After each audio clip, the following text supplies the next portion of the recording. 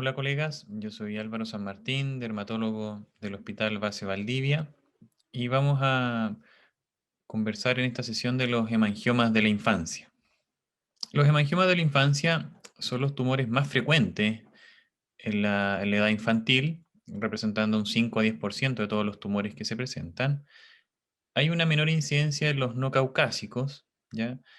Y los factores principales de riesgo que tienen estos pacientes, la mayoría están asociados a una hipoxia relativa durante la gestación, como es la prematurez, el bajo peso al nacer.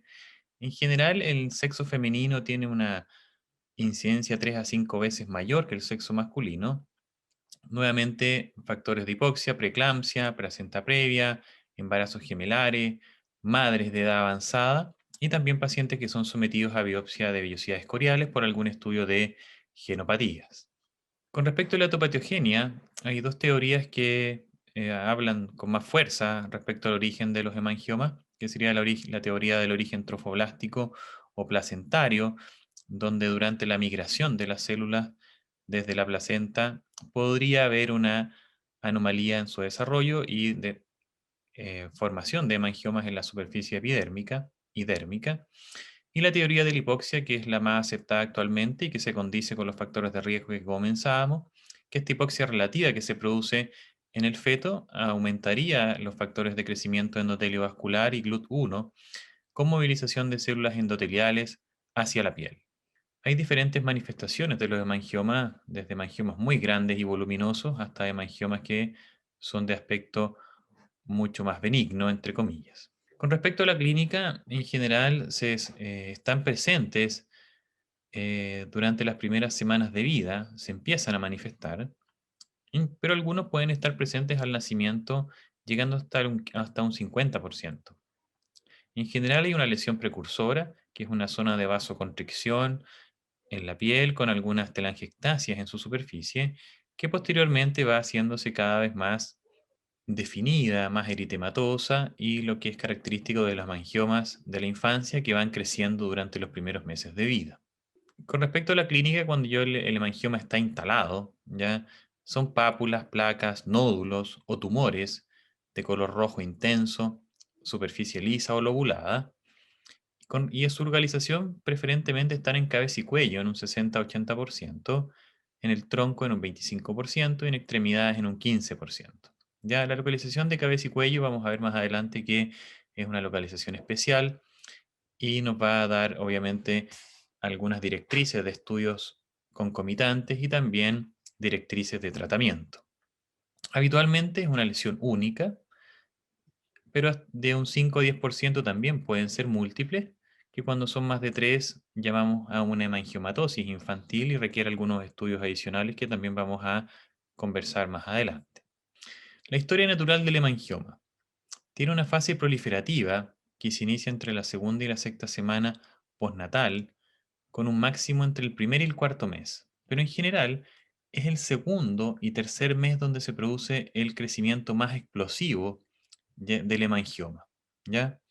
Entre la semana 4 y la semana 12 es el momento donde el hemangioma crece con más intensidad y es importante la pesquisa precoz para iniciar un tratamiento en caso de ser necesario. Su crecimiento se extiende mucho más discretamente hasta los 18, 12 y 18 meses, donde pueden, ojo, duplicar, triplicar, cuadruplicar y su tamaño durante ese periodo. Se estabilizan entre los 10 a los 18 meses, donde hay un crecimiento muy discreto, y posteriormente hay una fase involutiva, donde nosotros empezamos a detectar al examen clínico signos de regresión, como son tractos fibrosos, blanquecinos en la superficie, coloración gris violácea, aplanamiento, ablandamiento de la lesión. Y esta historia natural es muy importante que ustedes la manejen para explicarle a los padres cómo va a ser el comportamiento de este tumor, que es un tumor benigno, y gran parte de las veces no va a requerir un tratamiento activo. En esta foto podemos ver esta zona más blanquecina, donde hay signos ya de regresión franca, atrofia un poco cutánea y obviamente hasta ser un hemangioma de gran tamaño va a dejar una secuela estética de piel redundante en esta zona de la axila. Aquí un poco el resumen de la historia natural de los hemangiomas de la infancia. En general tienden a como dijimos, algunos están presentes al nacimiento, se empiezan a notar durante las primeras semanas de vida, tienen un crecimiento explosivo y posteriormente van disminuyendo su tamaño. Aquí vemos un hemangioma que en la etapa infantil del lactante era muy voluminoso en la zona nasal, un hemangioma mixto, tiene un componente superficial más eritematoso y un aumento de volumen profundo que le da obviamente la definición de mixto a este hemangioma. Y una foto de años más tarde donde el hemangioma ha involucionado importantemente, dejando, si uno examina la zona bien detalladamente, un aumento de volumen residual. ¿Ya? Y acá también tenemos asociada una mancha salmón que en muchas otras especialidades le hablan de los hemangiomas planos, pero que clínicamente no existe ese hemangioma, son netamente malformaciones capilares o más estrictamente venulares, que con el tiempo también van desapareciendo y no tienen el comportamiento a crecer como es de los hemangiomas. Según distribución, ya vamos a catalogar a los hemangiomas como hemangiomas focales, ya que están en un área bien definida, o hemangiomas segmentarios, ya que van a ser hemangiomas que habitualmente comprometen un segmento embrionario. Ya en el rostro, habitualmente los segmentos de los arcos branquiales, y en el resto del cuerpo, los dermatomos que pueden estar asociados a esta distribución segmentaria de los hemangiomas. Según la localización en la piel, en la arquitectura de la piel, vamos a tener hemangiomas superficiales que van a ser los más frecuentes, hemangiomas profundos y hemangiomas compuestos o mixtos que obviamente van a tener ambos componentes, superficial y profundo. Aquí tenemos un hemangioma superficial, que si ustedes también lo podrían catalogar como un hemangioma superficial segmentario. Tenemos un hemangioma netamente profundo que se manifiesta como un aumento de volumen sin un componente superficial o un componente superficial muy discreto. Y estos hemangiomas también pueden complicarse, ¿ya? Estas complicaciones pueden darse precozmente y habitualmente se deben a un rápido crecimiento del hemangioma, donde la superficie epidérmica no logra contener y se ulcera. Asociado a su ulceración pueden haber sangrados, ¿ya? Y en hemangiomas grandes, segmentarios o hemangiomas habitualmente intraabdominales, sobre todo, pueden haber incluso hasta insuficiencia cardíaca por un secuestro vascular. Ya sería una insuficiencia cardíaca por déficit de precarga. Ulceración del hemangioma, áreas necróticas, costrosas en la superficie, descamación en este hemangioma mixto del dorso alto, de la espalda alta. Nuevamente ulceración, ya en este hemangioma predominantemente de componente superficial, pero que creció muy rápido y se generó esta zona ulcerada, con tejido necrótico en algunas zonas y fibrina en la profundidad. Otra zona frecuente de ulceración, ya, y obviamente con complicaciones como el dolor local, es en la zona glútea, ya, glúteo genital, donde los hemangiomas por el roce, los factores locales de la humedad, deposiciones, orina, pueden obviamente llevar a una molestia mayor para el lactante si se ulcera la lesión. Secuelas estéticas van a haber en estos hemangiomas, sobre todo hemangiomas mixtos o hemangiomas con gran componente profundo, o también los superficiales pueden tener, pero van a ser con menos impacto en el fondo desde el punto de vista estético, como telangiectasias, hipopigmentación, cicatrices atróficas y, como vimos anteriormente, estas masas fibroadiposas redundantes, ya sobre todo en los hemangiomas mixtos y profundos. ¿Dónde se van a dar con más frecuencia estas complicaciones? En los hemangiomas profundos de gran tamaño y habitualmente los ulcerados, que van a ser los ulcerados los que van a dejar habitualmente cicatrices atróficas, ¿ya? Y también pueden quedar, antiguamente estos hemangiomas se trataban con crioterapia o algunas técnicas donde se quemaban estas lesiones, que también podían traer complicaciones a largo plazo como cicatrices, lo que actualmente ya no se hace. Aquí una imagen de la etapa del lactante, teníamos un hemangioma que ustedes ya sabrían describirlo, con un componente principalmente superficial, una zona ulcerada, que en el seguimiento en el tiempo vemos que hay zonas de telangiectasia, hipopigmentación y una zona central ulcerada que dejó esta cicatriz de aspecto atrófico, ¿ya? Que habitualmente este va a ser el comportamiento final y el aspecto final de este hemangioma en el tiempo. No olvidar que los hemangiomas van a ir desapareciendo en torno a un 10% de su aspecto más, ¿cómo explicarle? Van desapareciendo en general 10% por año en el fondo. ¿Ya? Al año, a los 2 años van disminuyendo un 20% su tamaño, un 30% a los 3 años y a los 7, 8, 9 años ya los hemangiomas van a llegar a esta fase donde prácticamente son menos aparentes. ¿Ya? Nuevamente acá una cicatriz atrófica, probablemente fue un hemangioma mixto, ulcerado, ya que dejó esta cicatriz residual en la mejilla del paciente. Complicaciones. Dependiendo de la localización del hemangioma, va a tener algunas complicaciones, como compromiso de la vía aérea, ya hemangiomas de la barbilla, por riesgo de hemangiomas de la vía aérea, también los hemangiomas subglóticos. ¿Cómo los vamos a sospechar nosotros? Si hay complicaciones en otras zonas con respiración ruidosa, estridor bifásico, y si lo sospechamos, referir a otorrinolaringología. ¿Ya? Si tenemos un hemangioma en la barbilla, ya tenemos riesgo de tener hemangiomas subglóticos. Si hay sintomatología, derivar a otorrino. Nunca olvidar, no tienen por qué derivarnos a nosotros directamente. Puede ser en paralelo, derivar a dermatología y derivar a otorrino, pero no derivar a dermatología para ver si nosotros le respondemos y le decimos que tiene que derivarlo a otorrino. Ustedes lo tienen que decidir desde ya y derivarlo paralelamente a ambas especialidades.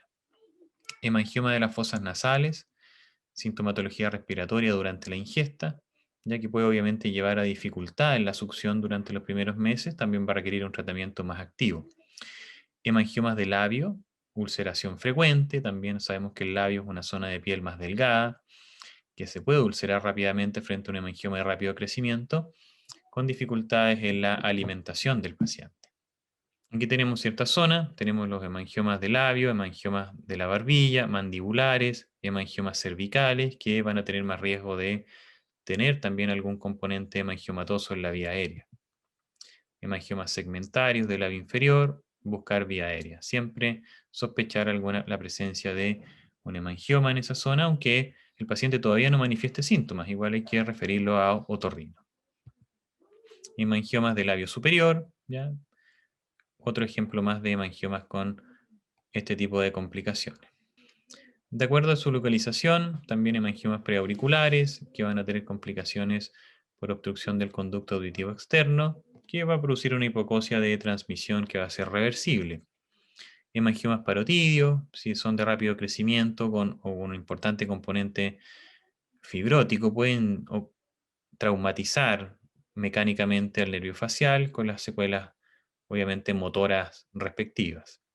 Hemangiomas anogenitales, fundamentalmente ulceración, infección, sangrado. ¿Qué anomalías asociadas podemos encontrar en los hemangiomas? ¿Ya? Tenemos hemangiomas de la línea media, ¿ya? Pueden haber disrafias espinales como médula anclada, lipomeningocele.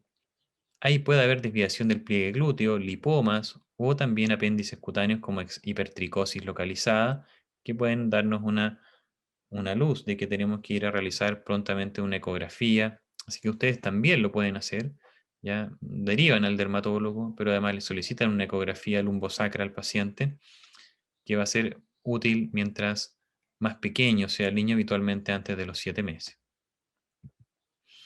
Hemangiomas segmentarios extensos en el hemicuerpo inferior pueden estar asociados a malformaciones ya en órganos internos, como en este acrónimo lumbar, que está asociado a hemangiomas del cuerpo bajo, segmentarios habitualmente, con anormalidades urogenitales, mielopatía, deformidades óseas, anorrectales o arteriales y malformaciones renales. O sea, nuevamente insistir, si ustedes ven ese tipo de hemangiomas, no derivar directamente a dermatología o solamente a dermatología, sino también paralelamente tomar los recaudos y hacer los estudios necesarios de las complicaciones que pueden estar asociadas.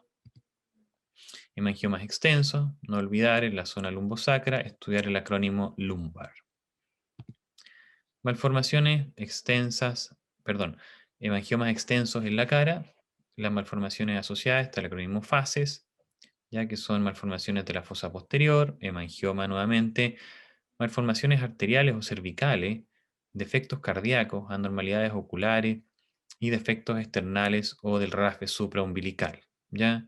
¿Cuál va a ser el riesgo?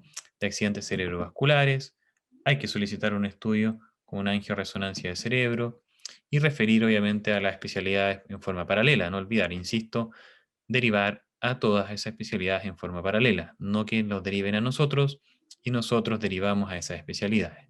Una imagen de un hemangioma facial extenso, ya hay que derivar como conversábamos recién. Diagnóstico diferencial, tenemos estas manchas en vino de Oporto o malformaciones capilares que son extensas en la región facial, que pueden estar o no asociadas al síndrome de Sturge-Weber, ya con malformaciones de fosa posterior, anomalías vasculares cerebrales y alteraciones retinianas, que posteriormente pueden llevar a un aumento de la presión intraocular y glaucoma. También alteraciones neurológicas que van a ser también derivadas en su momento, pero la clínica va a ser decidora. Estas manchas habitualmente están presentes al nacimiento o se notan ya durante los primeros días, una vez que pasa la eritrosis del recién nacido, y no crecen, ya no van creciendo con el lactante como lo hacen los hemangiomas de la infancia. Granuloma telangiectásico, ya bastante frecuente, de localización en los dedos, en los labios, durante el embarazo, habitualmente asociado a un traumatismo, una proliferación vascular rápida que sangra con bastante facilidad y es poco habitual o muy raro en realidad en los lactantes, más que nada se presenta en los niños y adultos. Dacrocistocele, tumores de las glándulas lacrimales, ya neuroblastoma, que son tumores que pueden estar asociados al nervio óptico, rhabdomyosarcomas, que también van a ser de crecimiento rápido, los neos de Spitz, que van a estar presentes, pero más allá de la etapa del lactante, y los gliomas nasales, que van a ser también tumores malignos de la línea media, ¿ya? No se comportan como el hemangioma, nuevamente una lesión rojiza que va a ir creciendo con el tiempo, pero si obviamente sospechen ustedes un glioma o algún dacrocistocele, va a tener que tener los estudios adecuados para descartar ese tipo de patologías que van a ser de un pronóstico, sobre todo el glioma y los rhabdomyosarcomas, de un pronóstico más ominoso. Estudios de imágenes habitualmente no se realizan, el diagnóstico de los hemangiomas es principalmente clínico, y muchas veces para confirmar si es una lesión vascular o no, ya cuando ustedes tienen la duda diagnóstica, eso lo pueden hacer antes de derivarlo al dermatólogo. Diferenciar de un tumor versus una malformación vascular, ¿ya? Que también es una posibilidad, y buscar anomalías asociadas. Lo más importante es buscar anomalías asociadas en las primeras etapas, sobre todo en estos hemangiomas segmentarios. Los hemangiomas se van a ver como lesiones tumorales y las malformaciones vasculares van a ser como ovillos mucho más difusos sin una estructura determinada. Resonancias magnéticas para buscar hemangiomas de la región espinal, sobre todo en los pacientes con hemangiomas extensos en la región lumbosacra, ¿ya? Tratamiento de los hemangiomas. Como comentaba anteriormente, la mayoría no requiere tratamiento, solo vigilancia y educación, ahí donde ustedes son muy importantes y son los que tienen que llevar a cabo ese tipo de educación y vigilancia junto con los padres. Una no intervención activa, no que ustedes no hagan nada, sino que educan al paciente y lo controlan. Tratamiento activo, hemangiomas con riesgo vital, que tengan insuficiencia cardíaca, hemangiomas con riesgo funcional, visión vía aérea, hemangiomas segmentarios, hemangiomas infantiles con complicaciones locales, que ya conversamos, y hemangiomas con potencial secuela estética. Tratamiento farmacológico, en la actualidad el tratamiento que tiene una mayor efectividad es el inicio precoz de betabloqueadores, fundamentalmente propanolol, pacientes que durante el desarrollo del lactante tengan alguna síndrome bronquial obstructivo, obviamente va a ser contraindicación de propanolol y se podrá usar atenolol, pero eso ya es de decisión del especialista. Corticoides sistémicos en hemangiomas de rápido crecimiento y algunas otras intervenciones mucho más agresivas que no se hacen muy frecuentemente, como quimioterapia. Tratamiento quirúrgico en hemangiomas que puedan tener una secuela, una, una complicación importante durante los primeros meses de vida, también es poco frecuente. Fototermólisis selectiva, o láser de colorante pulsado, fundamentalmente para las secuelas. No se recomienda hacer precozmente en hemangioma este tipo de intervenciones, ya que podrían, en caso de un diagnóstico diferencial de una malformación arteriovenosa, desencadenar su activación. Embolización, hemangiomas grandes también que puedan tener complicaciones como insuficiencia cardíaca o estar generando algún tipo de secuestro vascular. Y tratamientos locales. Es bastante útil el timolol al 1% en crema, que se usa 2 veces al día, en hemangiomas superficiales que no tienen una indicación formal de tratamiento, pero también nosotros lo podemos apoyar acelerando su resolución usando ese tipo de beta bloqueadores tópicos. Y eso es todo. Ya no olvidarse, los hemangiomas de la infancia son tumores bastante frecuentes, se van a presentar comúnmente en su práctica clínica y tienen que estar atentos, educar a los pacientes. Conversamos los criterios de tratamiento. Todos esos pacientes que tengan criterios de un tratamiento activo van a tener que ser derivados precozmente al dermatólogo. Si es un hemangioma muy extenso, un hemangioma que se ulceró precozmente y no hay hora, con el dermatólogo, por favor, tomar su teléfono, llamar al hospital, tratar de conversar con el especialista. Nosotros siempre vamos a estar llanos y atentos a responder el teléfono y ayudarlos con las dudas que ustedes tengan y eventualmente dar un sobrecupo rápidamente si corresponde a un tratamiento activo.